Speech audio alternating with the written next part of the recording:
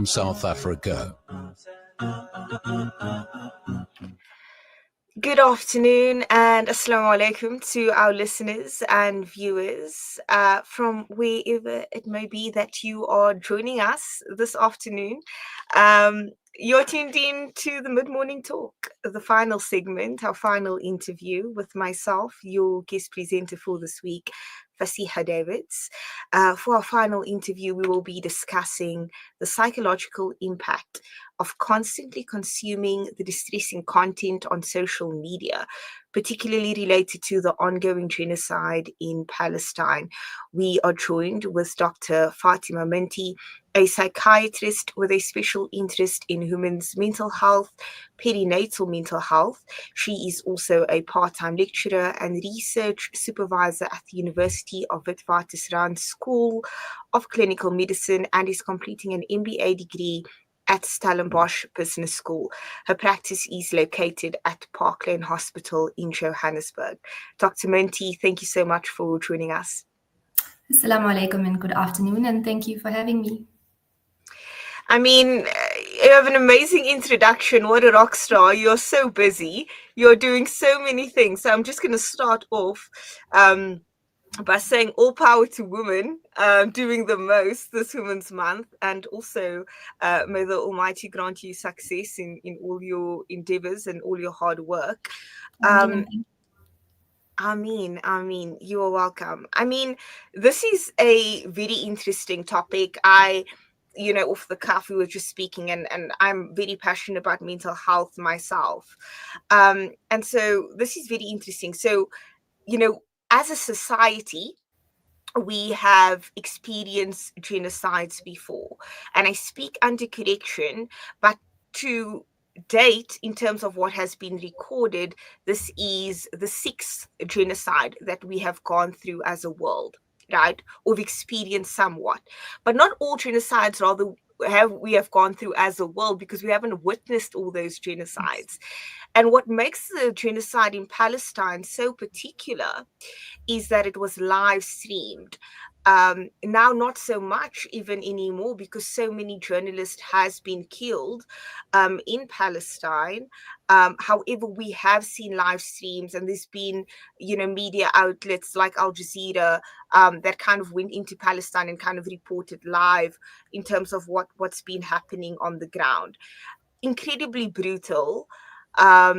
Incredibly horrific scenes. One could easily fall into the psychological trap that this is a movie that they're watching, some sort of horror that they're watching, but this is a real time, live witnessing a genocide. And before we continue this conversation, I want to acknowledge the privilege that we have to even have this conversation, because we are witnesses to a genocide versus those who are actually living in those conditions. So I do want to acknowledge that privilege that we have as listeners and viewers on this, but also to emphasize the importance of this conversation, because I truly believe that being overwhelmed is also a tool of the oppressor, so it's so important for us to kind of manage our mental health during this time. So that was a lot of words that were said, but I'm going to give you the mic, Dr. Minty, and perhaps you can unpack this for us. Thank you for that, and thank you for the introduction. I think you raised some very important points. Firstly, in that, like you said, there have been other genocides before, but this is probably the first one, and because of the age and the technological age that we're living in, it is the first one that we are exposed to in terms of first-hand content. So it's being streamed live. We find it on virtually any social media channel, whether it's X or Instagram, or we log on to the news. We find it on the internet, and it's almost like we can't escape it. So often, whether we want to be exposed to it or not. And I think sometimes there's also this sort of like dichotomy. So, if we, for example, log onto social media, we have these very brutal, violent images, the genocide, the circumstances that people find them in Gaza and Palestine, and this is kind of interspersed with everyday sort of content. And I guess it also creates this kind of like dichotomy and this strange otherworldly kind of sense, in that here's this really traumatic event that everyone is witnessing, and then here's everything else about, what I had for lunch and the latest like fashion trends and things like that. And I think that can create quite a sort of anxiety and unpredictability, and this, strange sense in people that are witnessing both at the same time. Coming back to your point about the psychological consequences, so I'm going to kind of like just list them in terms of what individuals can experience when they're exposed to this kind of content, and then sort of unpack them a little bit. So the first thing we want to look at, obviously we witnessing trauma in real time, right? And the first thing we kind of want to look at is individuals might experience symptoms or signs of a post-traumatic stress disorder or trauma in general. I know we often have this thought about PTSD as being a response in someone who's exposed to the trauma. So, the people in Gaza specifically, because they have witnessed that first time. I mean, it's happening to them. But what we also know is that individuals can experience those symptoms or those signs of trauma even just from repeated, ongoing, consistent exposure to those events. So similar to the kind of things we're seeing on social media, that journalists are witnessing, that we're finding on the news, that people who are working with aid agencies might be exposed to all the time. So it creates that same sort of distressing symptoms that someone who's experiencing those events firsthand might experience. And in terms of the trauma, we might find individuals struggling with things like their mood, for example. So they may be feeling helpless or have a low mood, not feel like doing things, be quite distressed or anxious, even having an irritable or frustrated mood. It may affect their sleep. It may affect their ability to function on a daily basis, because, this is kind of in the back of your mind all the time. And it can affect their ability to function, in terms of the roles that they've been assigned or things that they need to do. It can create the sense of like hypervigilance or anxiety. So, you see a lot of content around what if something like this happens to us, or what would I do in this kind of situation, or what if I had to experience something like this. So the sense of helplessness and anxiety that can also be created in individuals. Aside from PTSD, we also need to look at things like anxiety and depression. The change in mood, the anxiety that comes along. And this is something that individuals can experience on a regular basis as well. So, it creates the sense of discontent or, an uneasy feeling in individuals on a regular sort of basis, having this kind of exposure and this kind of content that they're exposed to sort of in the subconscious or in the back of their mind. So they may struggle with things like anxiety or depression, and then the symptoms that go along with that as well. Two things that I really want to talk about that I think perhaps are overlooked in terms of the psychological consequences of the constant exposure to genocide and these kind of events is firstly moral injury. So when we talk about moral injury, it's the sense of helplessness that individuals feel when they are exposed to content or events that go against their morals or their ethical values. So, we see what's happening, and we see the deep injustices that are going on in Gaza and in Palestine. And the sense of helplessness that we experience with, the kind of idea about, how can this happen and how do people get away with this, can induce quite a sense of helplessness and frustration in people, and this sense of frustration with the world and with how things are going. So we call that moral injury, and that's also something that individuals can experience or may find themselves experiencing with exposure to this type of content. Sort of on the other end of the spectrum is something called compassion fatigue. So when we're exposed to the same sort of content over and over again, and it's distressing, it's violent, it's brutal, as you said, it's almost a coping mechanism that individuals can use to kind of limit their emotions around that kind of content. And we find that they sort of detach from the content, or they don't feel as much as they used to before when they were exposed to that kind of content. So in essence, they have a sort of emotional fatigue around their compassion when exposed to such content.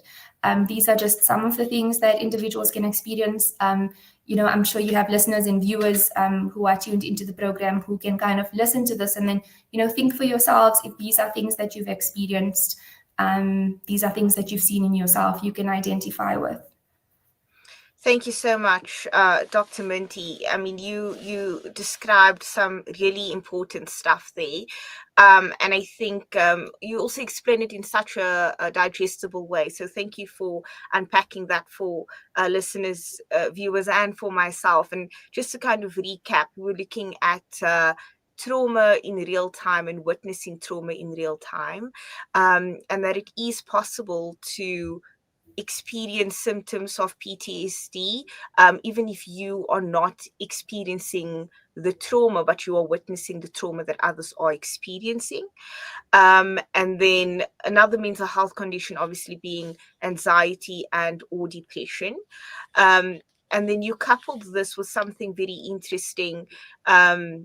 And I like the language around this because I think it gives people a way to communicate, specifically humanitarians and activists and journalists reporting around these issues, which is model injury, a feeling of helplessness when we're consuming content that goes against our models or portrays great injustices, and then compassion fatigue, which is somewhat of a coping mechanism that we may resort to manage our emotions, because I guess fatigue being tired, we become emotionally tired of consuming the same thing. So these are all very interesting things. The question is, I mean, I would also take it that these are all very natural responses for us as on a biological level to kind of respond to this trauma.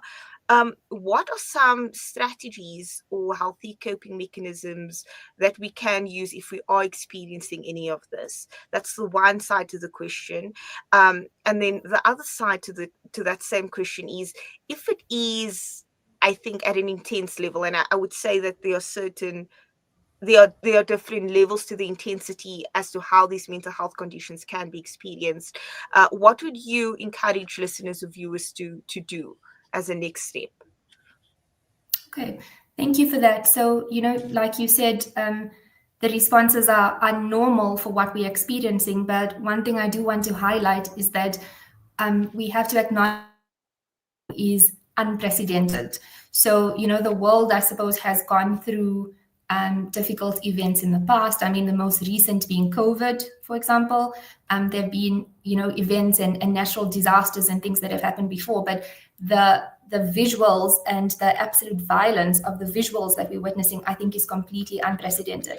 And I think, therefore, the reactions that people are having to it and what we're seeing, we also have to allow for the fact that people may have experiences that we haven't described or we haven't seen before, or seem completely new or different or unusual to us, just because there's nothing to fall back on and say, well, this is a similar sort of situation, and then this is what people have experienced in that situation.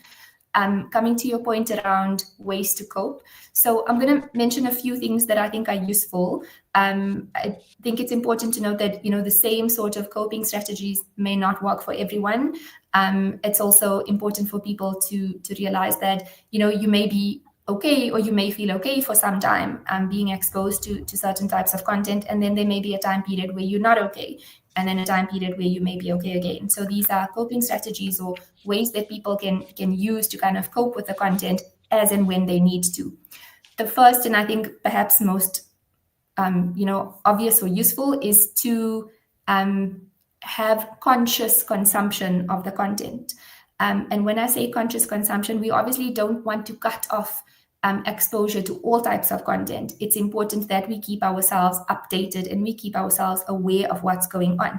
But we can look at having conscious or curated sort of consumption of content. So, for example, if the visuals are very distressing, so if watching videos or seeing pictures of people who are injured or hurt or have died is quite distressing, then maybe for some time stick to print or text content.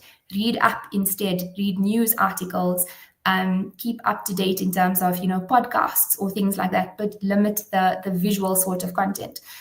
What individuals can also look at doing is sort of limiting the time that they expose themselves. So, if you have a really busy day, or you have a job, or you have things to get through, complete those tasks first, and then allocate yourself a certain amount of time in the day to be exposed to that content, to catch up on things that have happened, and to catch up on information that you might have missed out on.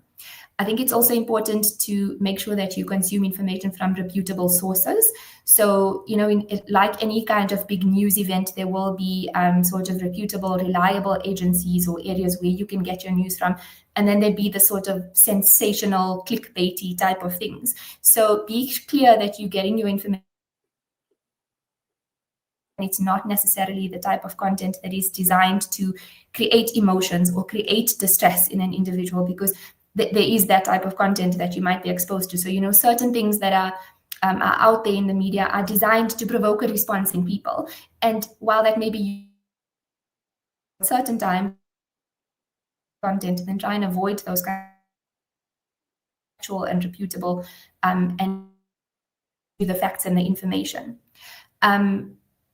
What I think is also helpful is to look after yourself. So I think sometimes there's a little bit of a sense of guilt that people have when exposed to content around the genocide and other similar scenarios or incidences, because we know that we are safe sitting in our homes, and we enjoy the kind of freedoms that are not allowed to people like those in Gaza or the Palestinians.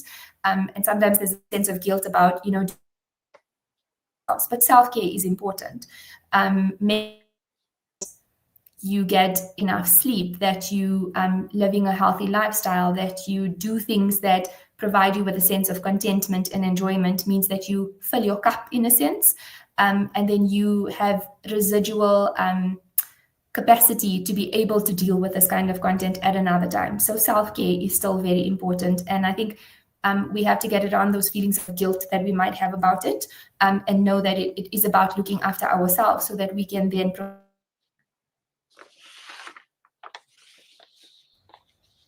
Sorry, I think I lost you there for a second. Am I back on? Dr. Minty, yes, you are back. You cut off a bit, but I think for the gist of it, it came through, and essentially the last point you were speaking about the importance of self-care. And so, yeah, you can just go back to maybe that final point that you were making around self-care. Okay. Yeah. So as I've said, self-care is really important. And I think for us to not have that sense of guilt around it, but realize that it's also an important factor in how we're able to be there or to stand up or advocate for people who are suffering things like a genocide. Lastly, I think what is also a really important point is, if you are struggling with the distressing content, is to find your community and find your people, and to get involved. So, with a sense of helplessness that comes with a kind of moral injury, being involved, feeling as if you are contributing in some way, helps to relieve that sense of, helplessness and an idea that you can't do anything, because no matter how small, there is always something that we can do. And being involved with like-minded people, getting involved in organizations, getting involved in awareness, can help to relieve some of those symptoms, some of those anxieties around being exposed to this kind of content and then not having anything, or not being able to do anything about it. And I think lastly, what is underrated a lot of times, I think, but is so important, is just turning to our spirituality.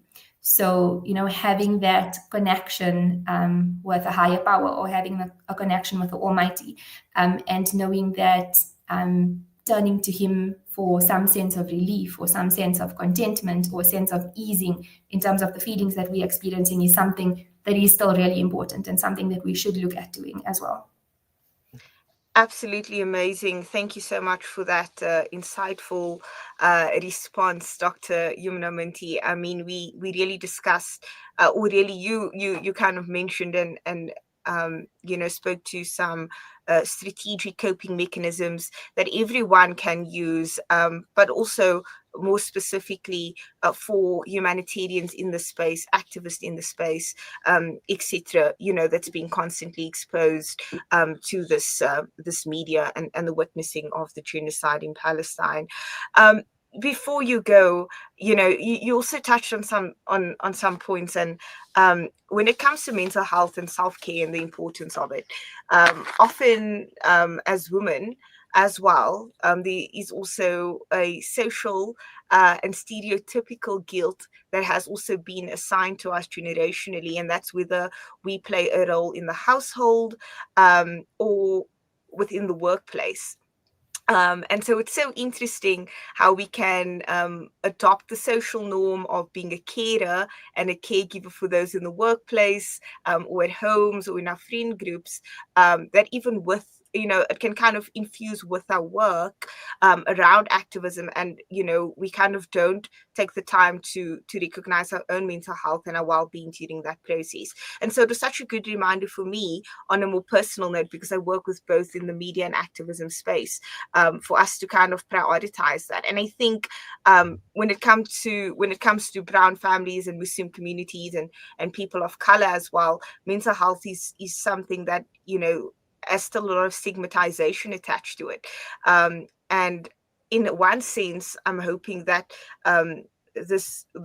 being a witness of this genocide can also just bring up the conversation now around mental health more freely for people, and hopefully invite a space for healing for us collectively, as communities and as women and people of color, etc. Knowing that mental health doesn't discriminate, though it can literally affect anyone and everyone. But some powerful stuff, some really amazing coping strategies. Dr. Yumna Minty, thank you so much for joining us. Where can people find you? Where can they follow your work? And then what is the final message you want to give to listeners and viewers before we close today? Thank you so much for that. And thank you for the very important points that you've raised as well. I mean, it is August, it's Women's Month, and I think very often we don't celebrate ourselves enough. And the important background and compassion that we bring to, like you said, home spaces and workspaces, and how that puts us in a unique sort of position to succeed at certain kinds of things. And I think we need to celebrate that more and consider our strengths rather than seeing that kind of compassion and emotional intelligence as a weakness. So thank you very much for that. Thank you for allowing me this time. In terms of where people can find me, I have a website. So if you're looking to access some more content or get in touch, please log onto my website. It's www.dryumnaminty.co.za. That's absolutely wonderful. Thank you so much, Dr. Yumna Minty, for joining us. Any final message for listeners or viewers back home?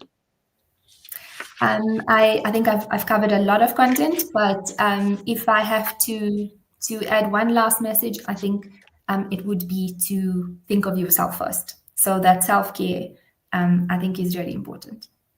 That's beautiful. Please, listeners and viewers, wherever you may be, let's take care of ourselves so we can better take care of each other.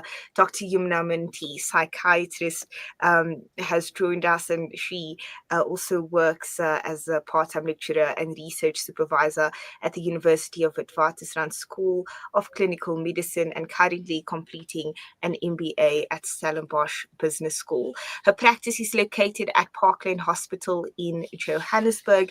You can find more on her and her work at www.dryumnaminty. Is it .coza or .com? .coza. .coza, that's .co.za. Thank you so much for joining us, Dr. Minty, and thank you to our listeners and viewers. That's it up on the Mid-Morning Talk with myself, Faseegah Davids. Assalamu alaikum. Thank you.